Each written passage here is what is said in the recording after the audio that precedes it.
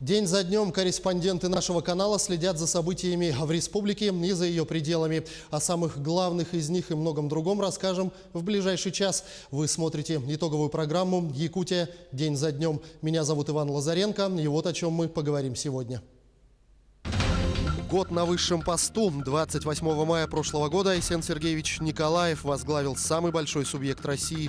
Мы подвели краткие итоги работы главы республики за год. Пусть процветает родная Якутия, пусть процветает наша великая страна, Российская Федерация. Тургурдон Сахаря, Тургурдон Улу Россия. Якутия переходит на цифру. 3 июня полностью прекратит вещание аналоговое телевидение. Готова ли республика к переходу на цифровое вещание и куда можно обратиться за помощью в подключении? 3 числа в 10 утра все телевизоры, которые принимают аналоговый сигнал, появится заставка о том, что сигнал прекращен. Непрошенные гости. Все чаще жители населенных пунктов Якутии стали встречать на улице медведей. Что гонит хищников в города поближе к людям, выясняли наши корреспонденты. Ух ты! А откуда он взялся? Не знаю, вот здесь вот сидел. Медвежонок. Все остановились. Все в шоке. Кому опекать пьяных? В республике обсуждают вопрос возобновления деятельности вытрезвителей. Насколько этот вопрос актуален для Якутии и как предлагают реализовать эту инициативу? Вытрезвители обязательно нужны. Почему? Потому что люди, чтобы не замерзали зимой хотя бы на улице, хоть из-за этого. Быть ли километровым очередям в этом году? В столице республики открылось паромное сообщение с Нижним Бестяхом. Как подготовились паромщики к навигации и как новые технологии помогают водителям с комфортом переправиться на другой берег. Сейчас же все-таки прогресс. Мне кажется, все-таки удобно. Потому что все занятые, посмотрели, удобное время выбрали, сели, приехали, чтобы в ожидании, чтобы не стоять. Наши в Сколково. В Москве завершилась конференция лучших инноваторов страны. Узнаем, чем покорили москвичей якутяне на этом IT-празднике и получили заслуженное признание и солидные гранты. В Якутии традиционно всегда были интересные проекты из биомедицины, во многом связанные с непростой широтой, на которой находится Якутия. Все, что связано с холодовой непереносимостью, с экстремальными температурами. В рамках рабочего визита в Среднеколымский район глава республики Айсен Николаев провел совещание с Колымской группой районов, на котором обсудили вопросы ликвидации последствий весеннего половодья на реке Колыме. На данный момент самая напряженная ситуация по паводку сохраняется в Нижнеколымском районе. Глава республики выразил надежду, что погодные условия не будут резко ухудшаться и паводок в районе пройдет спокойно, как по Верхней, так и по Средней Колыме. А по малым рекам Якутии уже полным ходом идет навигация. Доставку груза осуществляют 103 судна. По реке Амге отправлено 18,5 тысяч тонн каменного угля, по Вилюю доставлено 2000 тонн метанола. После выгрузки танкер встанет под погрузку газоконденсатного котельного топлива, которое будет востребовано при открытии арктической навигации. А свою навигацию открыли и паромы, которые уже вовсю курсируют между Якутском и Нижним Бестяхом. В этом году количество рейсов с 8 увеличилось до 10. В день они совершают по 10 рейсов. Но как устроена эта работа изнутри, побывала за кулисами паромной переправы наш корреспондент Саргалана Захарова. Не начинать навигацию в понедельник – одно из главных правил речников. Иначе быть всему сезону таким же тяжелым, как принято считать этот день недели. Вот и в этом году в первый рейс паромы вышли в субботу. На берегу ажиотаж, километровые очереди. Всем не терпится попасть на противоположный берег. Но уже на следующий день на берегу все спокойно, даже необычно тихо. Наш паром 8 загружается всего наполовину и в путь. Дольше получаса задерживаться нельзя. Расписание плотное, да и с Нижнего Бестяха желающих попасть в столицу немало. Когда все спокойно, наоборот, скучно, интересно. А тут все, надо быстрее, все быстрее успевает, все крутится, никто не стоит, допустим. Быстрее туда вывести, оттуда вывести всех. Капитан судна Дмитрий Лавров управляет паромом уже 3 года. «Высоко сижу, далеко гляжу», шутит речник. С капитанского мостика он следит не только за путями, но и обстановкой внизу на аппарели. Обязательно смотрим, да, конечно, как происходит загрузка, что, какие вопросы есть, да. Бегала, да, вот там девочка, сверху приходится напоминать родителям, чтобы не оставляли без присмотра. Потому что в любом случае теплоход, он же железный, как минимум. Речники практически живут на борту. Работа посменная, сутки напролет. Для Сергея это вторая навигация. В прошлом году работал матросом. В этом уже моторист. Паром на лето становится вторым домом, говорит молодой человек. Как бы нет, привыкаем. Все равно, я не знаю. Здесь на пароходе я лучше высыпаюсь, чем дома. Уже как-то привычнее. В работе бывает всякое, и люди встречаются разные. Особенно в межсезонье, когда атмосфера на берегу накаляется. И здесь важно сохранять спокойствие. Да, люди разные бывают. Кто-то не понимает, кто-то не слышит. Ну, бывают такие люди заезжают. Со всеми находим общий язык.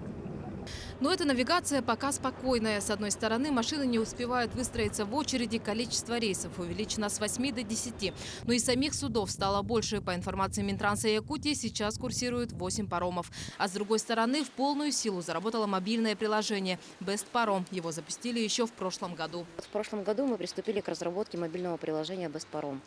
Работали мы около 2 месяцев, и, к сожалению, к концу навигации мы только успели его опубликовать. В этом году дальше продолжаем работу, технические какие-то такие работы, постоянно обновляем, следим, мониторим.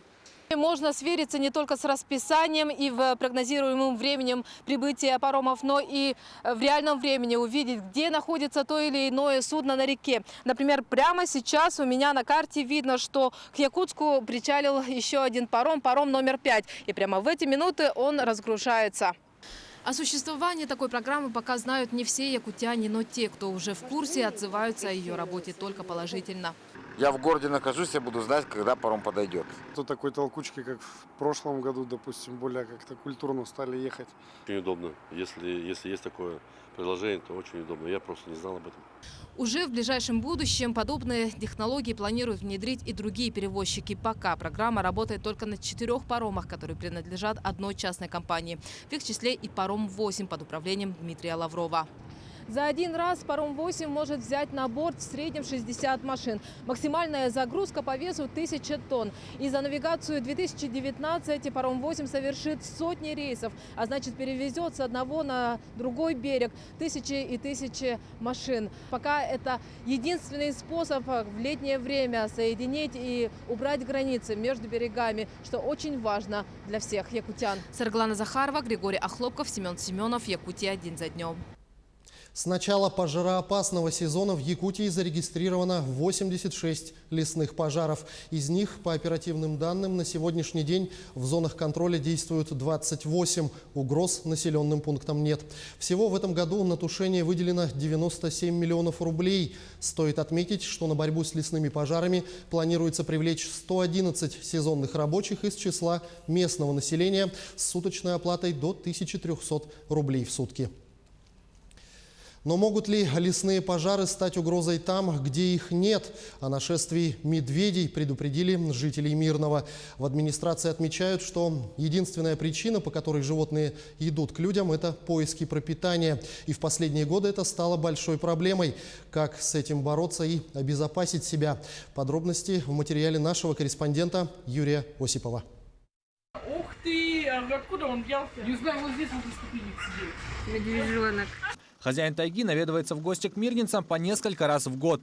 Специалисты, выехавшие на место, обнаружили одного медвежонка. Так как это маленький медвежонок, необходимо было его все-таки, назовем так, состыковать с матерью и затем уже отвезти в лес, в тайгу. Если же мы приняли бы решение по удалению медвежонка, то в дальнейшем мать бы просто затерроризировала население. Сами жители относятся к таким гостям по-разному. Кто-то даже привык к этому явлению. Ну, ходят, доходят, мы же их не трогаем. Че им? Они гуляют сами по себе, это же звери. Не всегда приходят, когда кушать нечего. Весной-то. Опасно, медведь, дикое животное. Живу здесь как бы давно, уже 30 лет, такого раньше не было, что прямо вот так вот гуляли, разгуливали. Медведи наведываются в населенные пункты во многих районах Якутии. К примеру, вот это видео было снято в Барагонском наследии Вилюйского района. Департамент ветеринарии сообщил, что медведь задрал 5 коров прошлого года рождения. Еще 5 голов крупного рогатого скота получили рваные раны. По словам специалистов, медведи стали чаще появляться в населенных пунктах из-за возросшего количества. Лет 10 назад в Якутии регистрировалось порядка 6-7 тысяч медведей, и это было нормой для нашего региона. Но сегодня, согласно результатам анкетно-опросного учета, на территории республики численность бурых медведей увеличилась до 18 тысяч особей. Есть мнение, что такой резкий рост количества медведей связан с миграцией из соседних регионов из-за участившихся там случаев лесных пожаров. Но ученые утверждают, что это естественный прирост. Чаще они стали приходить в населенные пункты, связанные с повышением плотности бурого медведя. У них строгие территории, которые охраняют и так далее. И многие медведи, особенно молодые или старые, они вытесняются. Специалисты говорят, что отчасти в том, что медведи стали чаще появляться в населенных пунктах, виноваты сами люди. Пищевые отходы выбрасываются открыто, близ населенных пунктов. И медведь по запаху приходит на эти пищевые отходы и приближается. Также и очень много случаев, когда подкармливают медведей, Александр не понаслышке знает о медвежьих повадках. Он сам опытный охотник и содержит питомник, в котором живут 3 медведя. Он очень любит и заботится о своих питомцах, но никогда не забывает, что это не домашнее животное, а очень опасный хищник. Вот эти медведи думают практически ручные, а на самом деле они всегда в любой момент могут напасть на человека. Регулированием численности медведей в основном занимается управление по охотничьим ресурсам. При вынесении решения о регулировании медведей специалисты управления по мере возможности отправляются на места. Но руководитель признается, что не хватает ни людей, ни средств. Сейчас мало охотников, которые занимаются конкретно медведем. Поэтому попутно отстреливается. Если в советское время был, в общем-то, штат кадровых охотников в каждом совхозе, то сейчас такого нет. По мнению специалистов, для снижения количества медведей, а следовательно и угрозы с их стороны, требуется внести изменения в законодательство, чтобы увеличить сроки охоты на хищника, а также смягчить условия для охотников. Юрий Осипов, Евгений Тайтонов, Семен Семенов, Якутия. День за днем. Сейчас мы прервемся на небольшую рекламу и смотрите в продолжении нашей программы. Год на высшем посту. Мы подвели краткие итоги работы главы республики Найсена Сергеевича Николаева. 3 июня Якутия переходит на цифровое телевидение. Готова ли республика к отключению аналога?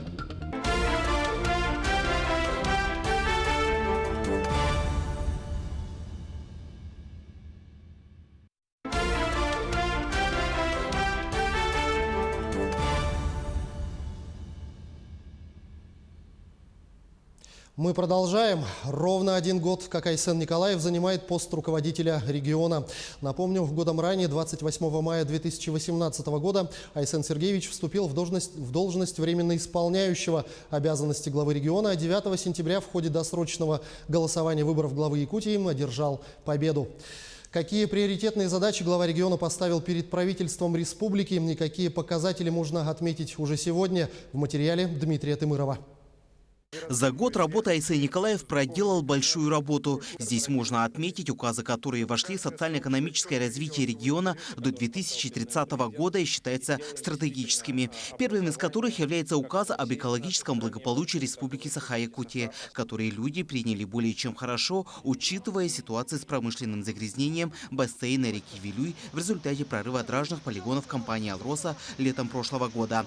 В течение года велась активная работа с компанией по компенсации вреда рекам Якутии. Предприятие должно было разработать программу по реабилитации природы Вилюя и по обеспечению чистой водой жителей, в первую очередь, Вилюйской группы улусов. Во исполнение этого указа правительством Республики Саха-Якутия принят план реализации указа об экологическом благополучии, куда вошли много природоохранных мероприятий, в том числе вопросы реформирования твердокоммунальных отходов, вопросы обеспечения чистой водой, вопросы обеспечения биоразнообразия на территории Республики Саха-Якутия. Кроме того, Республика Саха-Якутия успешно вошла в реализацию национального проекта «Экология». Сегодня благодаря этому документу утверждена программа развития водоснабжения Вилюйской группы улусов. Туда включены 29 населенных пунктов 6 муниципальных образований. Нам отрадно, что один из первых указов главы Республики Саха-Якутия Айсена Сергеевича Николаева об экологии, об окружающей среде как раз С выходом этого указа во всех районах начинается большая интенсивная работа по защите экологии, по обеспечению жителей наслегов, жителей районов чистой питьевой водой. У нас в Нюрбинском районе 19 поселений, 18 сельских и город Нюрба. Мы должны обеспечить 24 тысячи человек чистой питьевой водой. Также здесь хочется отметить работу руководителя региона по паводку, который прошел в Ангинском районе в прошлом году. Последствия природной стихии решали оперативно. Для начала Айсен Николаев добился выделения более 955 миллионов рублей из федерального бюджета, чтобы помочь более чем 5000 пострадавшим. Тогда из-за разгула стихии отменили проведение спортивных игр народов Якутии. Но за этот короткий срок удалось полностью восстановить инфраструктуру, и уже в этом году, в июле, Амгинский ЛУЗ готовится принять спортсменов у себя на родине. Благодаря правительству и главе республики построили объекты спортивные в срок. И сейчас дети занимаются у нас как бы в новом стадионе. И детей намного больше стало приходить. В этом году у нас проводятся 7-е спортивные игры. И у нас по адаптивным видам спорта проводится впервые по волейбол сидя и по легкой атлетике. И мы очень рады, что мы занимаемся в таких прекрасных условиях. Легкая атлетика занимается на стадионе, а волейбол сидя занимается на многофункциональном спортивном зале. Вторым вопросом Айсен Сергеевич определил меры поддержки жителей республики. Сюда вошли вопросы стимулирования рождаемости, многодетных семей и вопросы реализации второго этапа ликвидации аварийного жилфонда. Так, в рамках реализации указа о дополнительных мерах поддержки рождаемости предусмотрены меры поддержки семей. Это единовременная и ежемесячная денежная выплата, региональный мат-капитал и выплаты на приобретение или строительство жилья многодетным семьям с 5 и более детьми. Как отметили в Министерстве труда и социального развития республики, данные меры поддержки помогут республике увеличить численность населения Якутии до 1 миллиона человек. На сегодня, в текущем году, в республиканском реестре состоит всего 1749 семей. И в этом году, на 2019 год, было предусмотрено 100 миллионов рублей. И дополнительно в рамках поручения главы республики дополнительно выделяются 250 миллионов рублей. То есть всего, получается, на эти цели 350 миллионов рублей будут выделены за счет государственного бюджета республики. Что касается вопроса ликвидации аварийного жилфонда, то за последние 4 года Якутию ждет самая масштабная программа по переселению людей из ветхого и аварийного жилья. Поставлена цель ликвидировать 1142,6 тысяч квадратных метров. До 2024 года на это направят более 60 миллиардов рублей, из них 60,5 миллиарда из федерального бюджета. В век информационных технологий особо хочется отметить также показатели принятия указа об инновационном и цифровом развитии региона и его реализацию. Благодаря работе по этому направлению жители отдаленных районов республики получили доступ к сети интернет. Сегодня им пользуются 92% жителей региона. Сейчас, конечно, вот мы подсоединились уже здесь оптоволокно, конечно, побольше возможностей. Возможность в чем? То есть мы можем теперь пользоваться приложениями Сбербанка, госуслугами, оплатить коммунальные услуги, оплатить сотовую связь. Также сегодня поставлена цель увеличить объем привлеченных в высокотехнологичные и инновационные проекты инвестиций в размере не менее 1 миллиарда рублей в год и 100% обеспечить доступ якутян к интернету, а также государственным и муниципальным услугам, предоставляемых в цифровом виде. В целом хочется сказать, что глава региона Айсен Николаев сегодня определил конкретные цели и задачи перед правительством республики, что даст толчок не только развитию региона, но и благополучию жителей республики. Дмитрий Тымыров, Марк Филиппов, Роман Савинов, Семен Семенов, Павел Пахомов. Якутия. День за днем. И об одном очень важном событии в жизни жителей нашей республики мы отдельно поговорим сегодня с гостем нашей студии. Это министр инноваций, цифрового развития и инфокоммуникационных технологий Якутии Анатолий Семенов. Анатолий Аскалович, здравствуйте. Здравствуйте. В понедельник в республике начинается новая эра телевидения. Якутия переходит на цифровое вещание. Была проделана огромная работа как со стороны федеральных властей, так и со стороны властей нашей республики. Каков результат, какую можно дать оценку этой работе и готовы ли якутяне к столь важному и знаковому событию? Да, действительно, 3 июня мы и еще 35 регионов России отключим аналоговый сигнал. 3 числа в 10 утра все телевизоры, которые принимают аналоговый сигнал, появится заставка о том, что сигнал прекращен. Вы знаете, что была действительно проделана огромная работа. Этой программе федеральной уже 9 лет.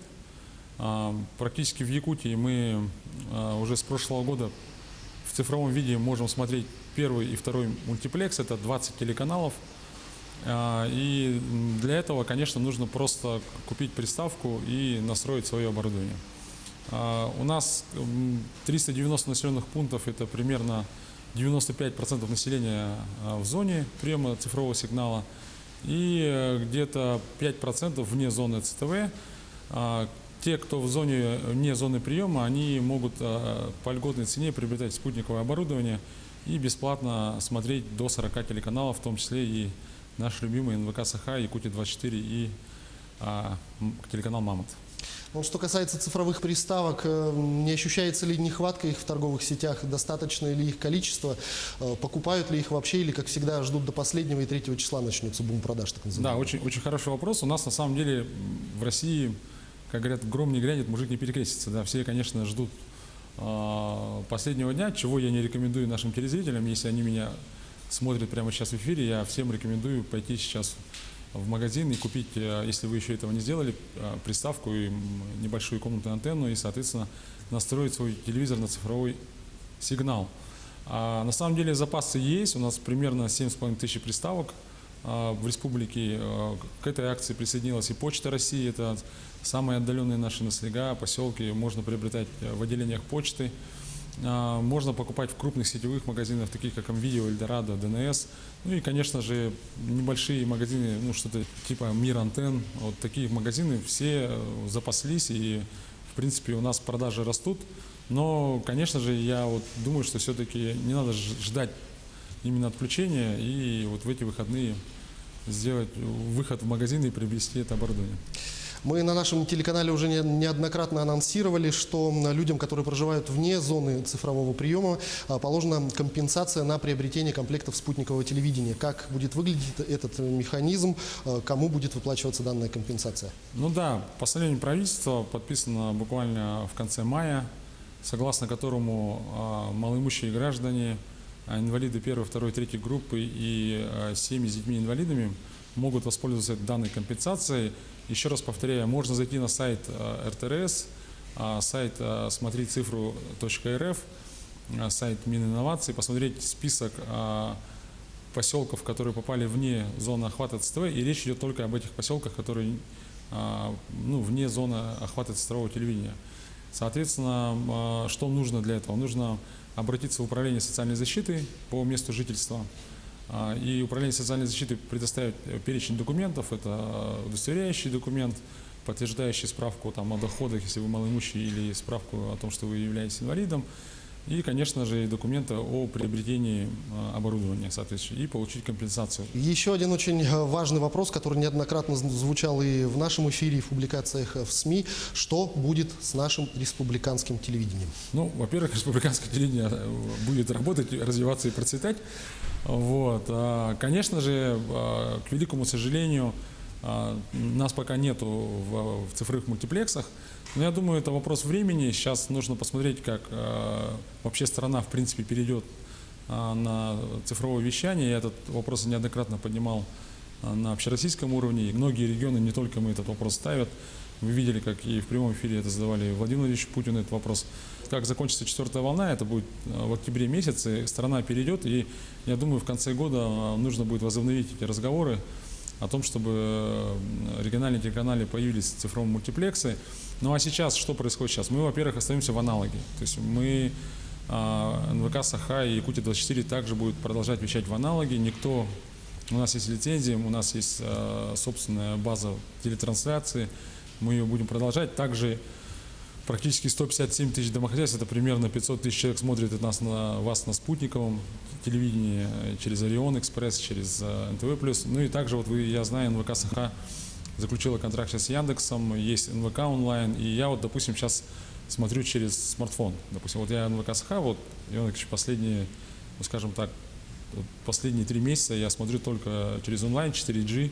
Я благодарю вас за беседу. Спасибо, что нашли время и ответили на наши вопросы. Желаю вам успехов и поздравляю с таким очень важным событием в нашей жизни. Спасибо. Встретимся в эфире. О переходе на цифровое вещание мы говорили сегодня с гостем в студии. Это министр инноваций, цифрового развития и инфокоммуникационных технологий Республики Саха-Якутия Анатолий Семенов. А сейчас мы вновь ненадолго прервемся и смотрите сразу после рекламы.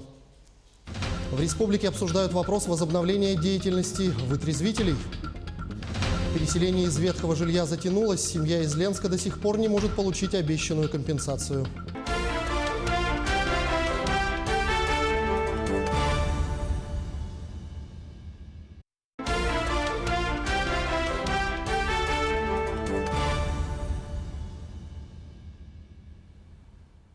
Мы продолжаем. Кому опекать пьяных? В Совете Федерации предложили вернуть вытрезвители. Сегодня медицинские вытрезвители возродили уже во многих регионах страны. А в Якутске, где большую часть года стоит холодная погода, этот вопрос до сих пор еще не решен.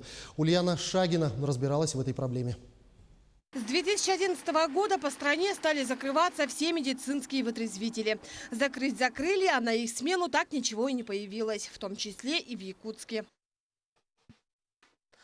До 2011 года в Якутске существовал единственный медицинский вытрезвитель, и находился он вот в этом здании. Сейчас он находится в таком вот заброшенном состоянии, а раньше сотрудники правоохранительных органов доставляли сюда до 120 человек в сутки.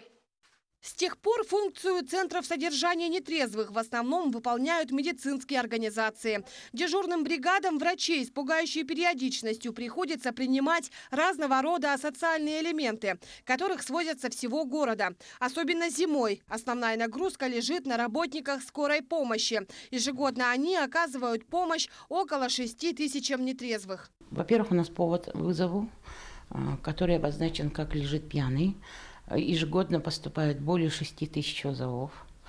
Из них где-то 11% по статистике госпитализируется, то есть нуждается в медицинской помощи. До 2011 года всеми нетрезвыми на улицах города занимались органы МВД. За год туда доставлялись около 13 тысяч пьяных. Сегодня же полиция может доставить в участок пьяного только по освидетельствованию скорой. Причем по закону через 3 часа их выпускают в любом состоянии. А также в отдел полиции доставляются пьяные, дебоширы и нарушители закона.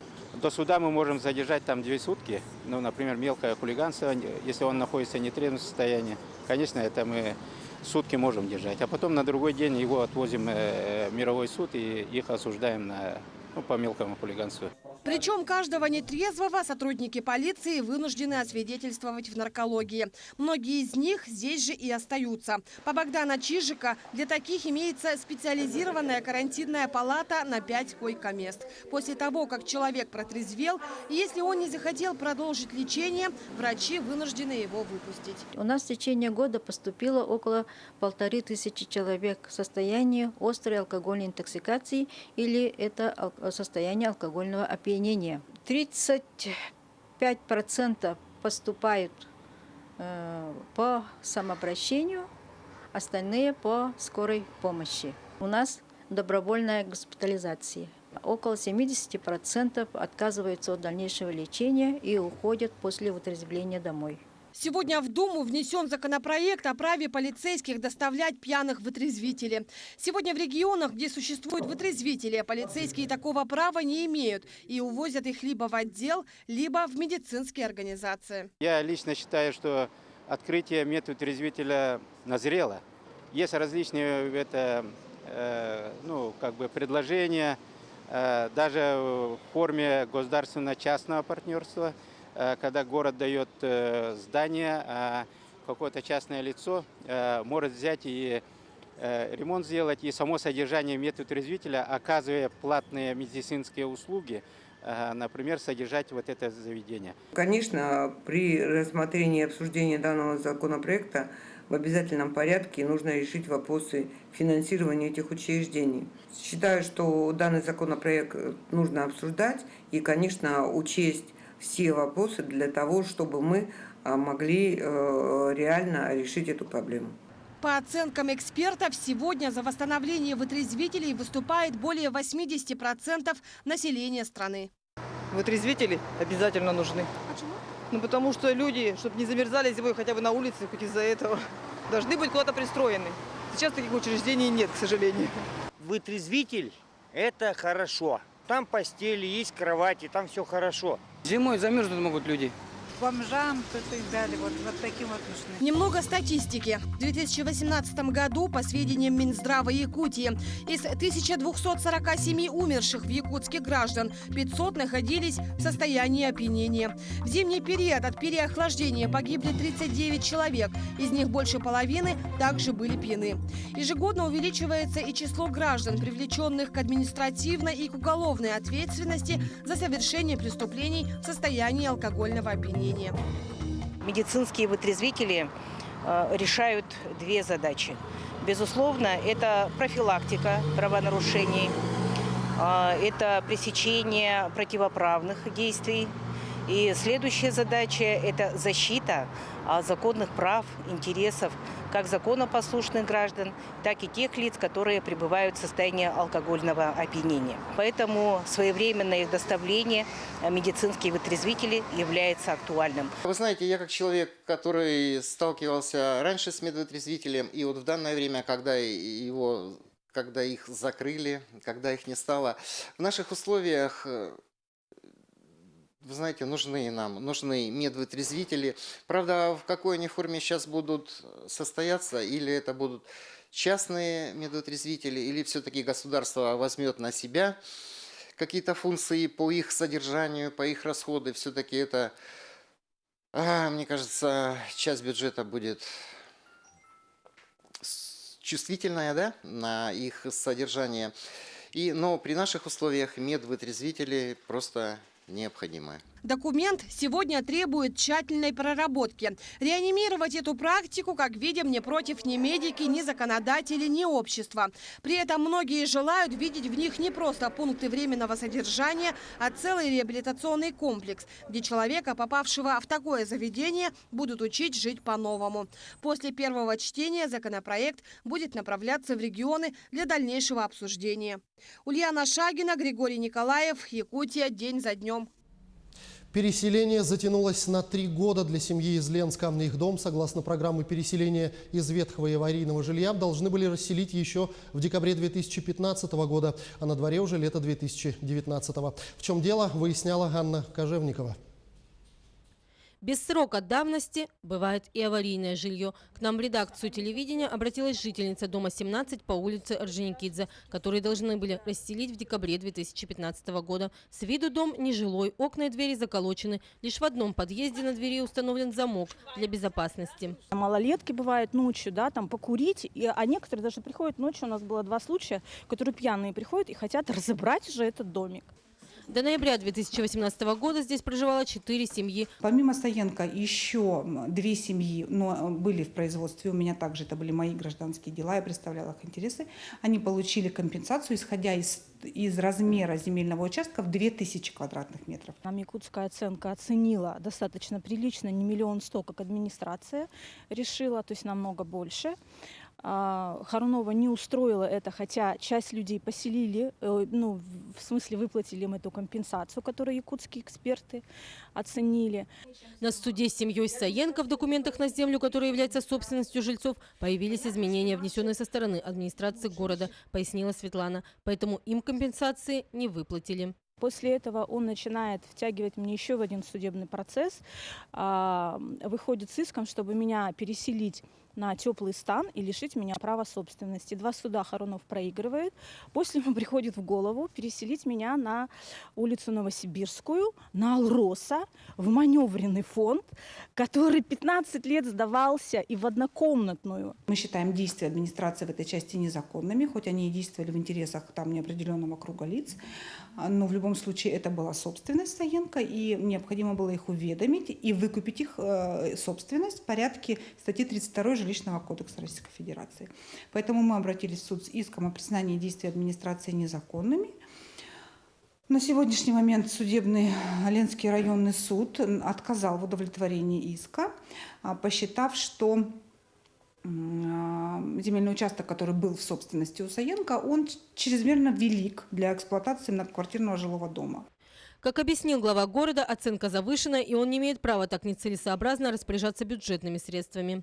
На сегодняшний день мы все с вами живем в городе Ленске и знаем, что, скажем, стоимость жилья в каменных домах, я сейчас говорю про каменные дома, да, двухкомнатная квартира там, площадью 50 квадратных метров, ну, наверное, ориентировочно стоит у нас сегодня 2,5, там, 2,700.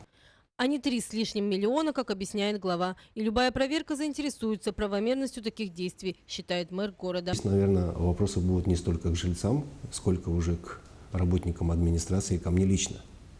А не была ли тут личная заинтересованность главы в том, чтобы выплатить такую сумму? Он пообещал совместно со специалистами имущественного отдела разобраться с этим вопросом и найти способ решения. Ведь и глава республики Арсен Николаев при визите в Ленск говорил, что главное в программе переселения – это люди. Анна Кожевникова, Виталий Андреев, Ленск.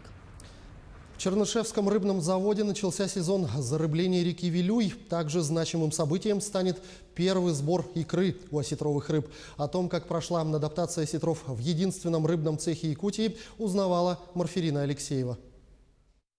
В сентябре прошлого года в Чернышевском рыбном заводе открыли цех по выращиванию осетра. 28 диких особей сибирского осетра ленской популяции выловили в реке Лени Булунского улуса и доставили вертолетом в Мирнинский район. Свою первую зиму в неволе особи провели благополучно. Для того, чтобы узнать половую принадлежность особей, был закуплен специальный УЗИ-аппарат. В апреле была проведена вторая бонитировка. Выявили ориентировочно 11 самцов и 17 самок. Промерили размеры, посмотрели, были введены чипы специальные. Теперь у каждого осетра свой чип стоит, свой номер. И в дальнейшем история каждого будет записываться уже в электронном виде. Весь персонал с особым трепетом и волнением ждет первое получение осетринной икры. По предварительным подсчетам, забор икры намечается 20 июня. Так как это первый опыт для рыбоводов, было решено пригласить специалистов Санкт-Петербурга. Готовимся заключить договор, чтобы они приехали, помогли. В этом году ездили в Кармановский рыбхоз, тоже работали с икрой. Но все равно необходим опыт. Мы получаем первый раз, ошибиться нельзя. Половина полученной икры пойдет на зарыбление реки Вилюй и среднего течения реки Лены. Остальное планируется оставить для товарного взращивания. Все зависит от того, сколько икры будет получено. Объем бассейнов позволяет выращивать до 1 тонны рыбы в год. То есть у нас осетр относится к видам, которые в хороших условиях, при хорошем кормлении в течение года могут достигнуть веса 1,5 килограмма. Хотя в природных условиях этого веса не достигает в течение 5-6 лет. Май-июнь – один из ответственных и трудоемких периодов в рыбном заводе. Помимо забот с осетринным цехом, традиционно идет активное зарыбление реки Вилюй. На днях выпустили более 2 миллионов мальков сибирской ряпушки. На данный момент к выпуску подращивают личинки пеледи. Марферина Алексеева, Артем Алексеев, Якутия, день за днем. Сейчас мы вновь ненадолго прервемся и смотрите далее. Наши в Сколково чем же покорили москвичей наши земляки и получили солидные гранты. Как якутяне отметили национальный праздник СЭХ в дальневосточной столице, городе Владивосток.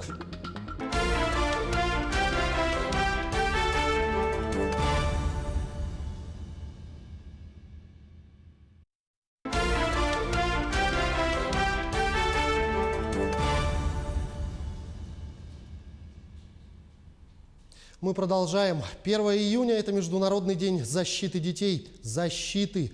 Где сейчас мой ребенок? Если родитель может с уверенностью ответить на этот вопрос, то в этой семье высока степень взаимного доверия. Это особенно важно летом, когда дети в период школьных каникул предоставлены сами себе.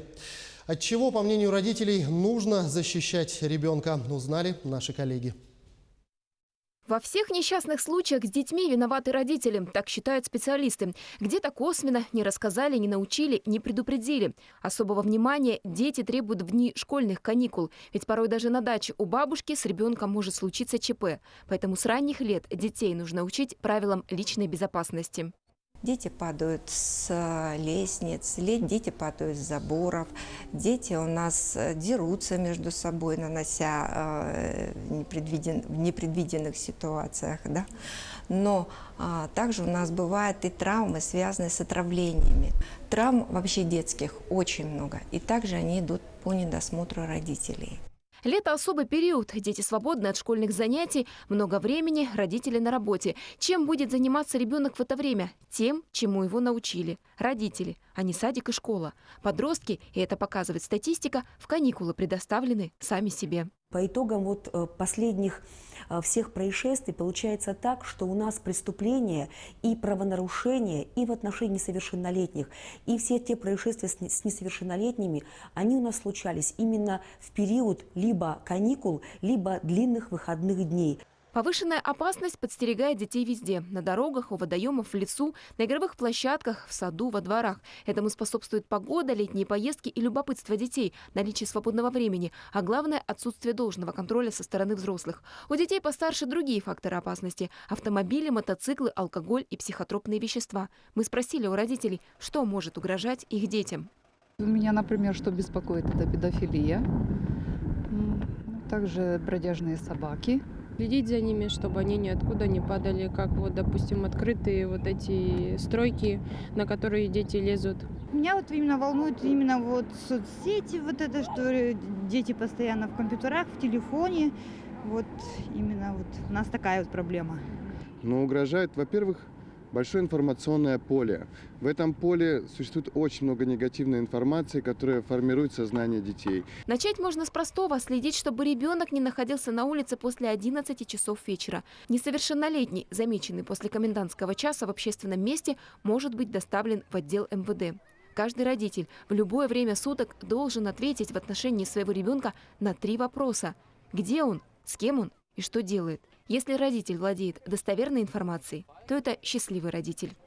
Олеся Васева, Оксана Еврасова, Сергей Счастный. Телеканал «Алмазный край». А в Москве, в Сколково, завершилась конференция «Стартап Village-2019». В 7-й раз молодые предприниматели и ученые встретились с инвесторами, поделились опытом, а самые удачливые увезли домой по несколько призовых миллионов. Какие проекты наших земляков покорили москвичей, узнал Максим Кардозу. Современный научный городок – это не обязательно скучно, а наоборот, может быть ярко и весело. Посмотрите, это главный вход в технопарк Сколково. Здание выглядит внушительно, но даже здесь нашлось место для креатива. Только взгляните на эти необычные скульптуры. И это место для обязательного селфи. И неудивительно, что конференция молодых ученых «Стартап Village» в Сколково – это тоже не скучное сборище ботаников, а настоящий фестиваль под открытым небом с пикниками и рок-концертами.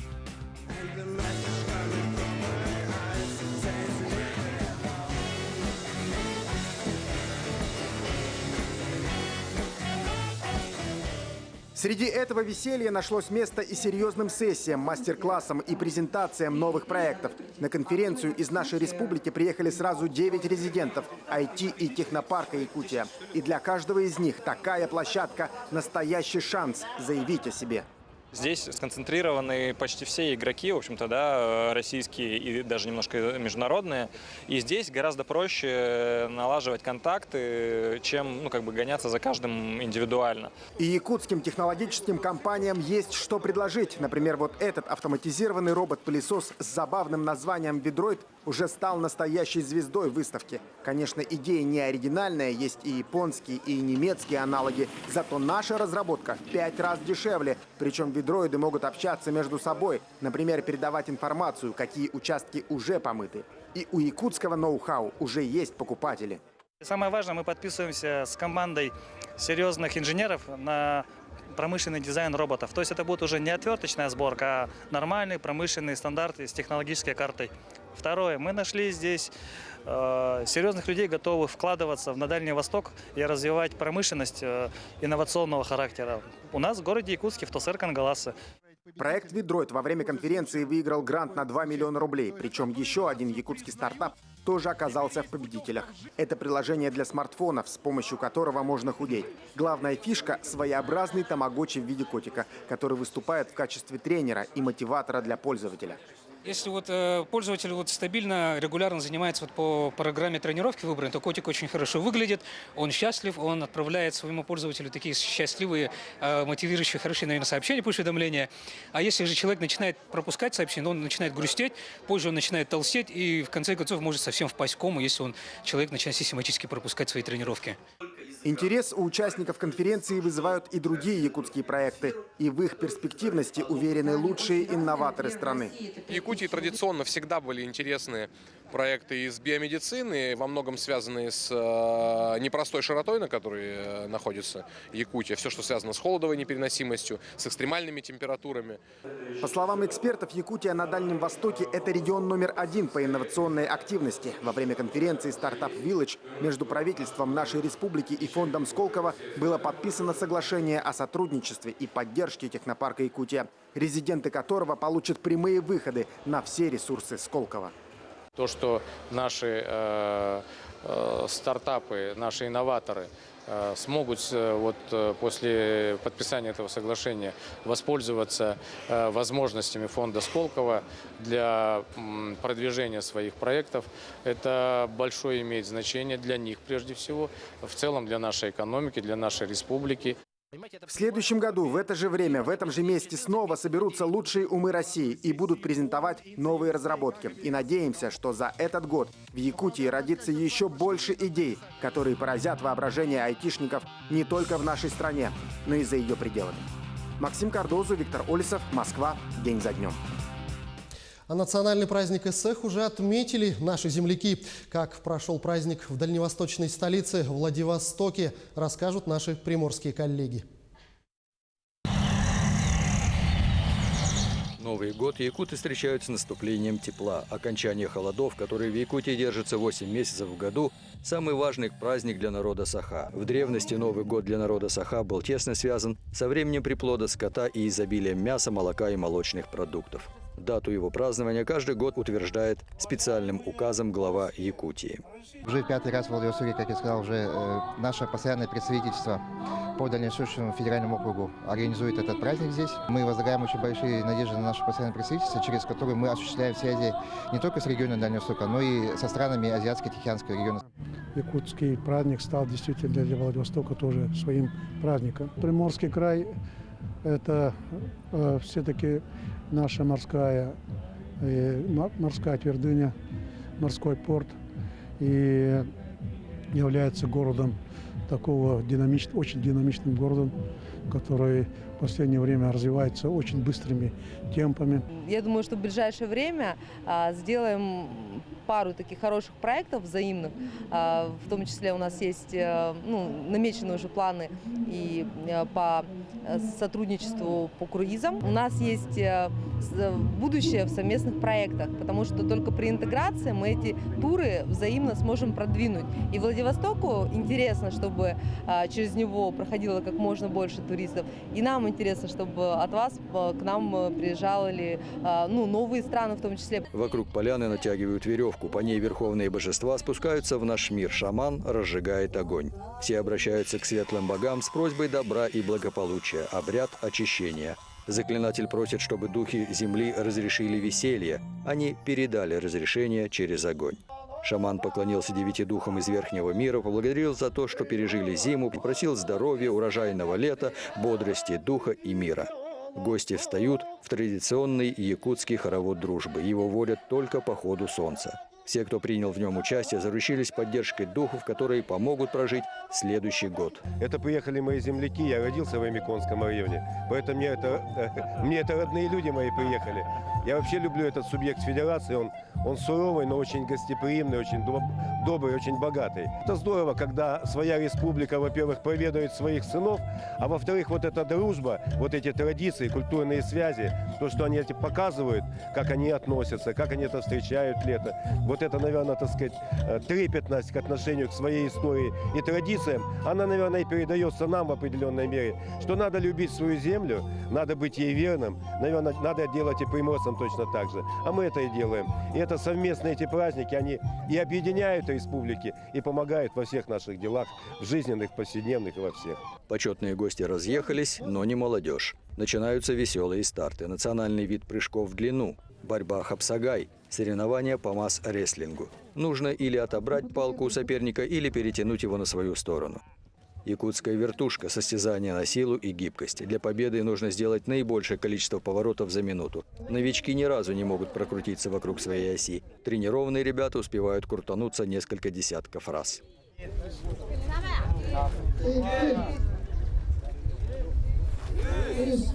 Поспредство Якутии, переехавшие в этом году из Хабаровска во Владивосток, обещают в следующем году снова провести празднование Нового года народа Саха в столице Дальнего Востока. Олег Жунусов, Павел Филатов, Панорама.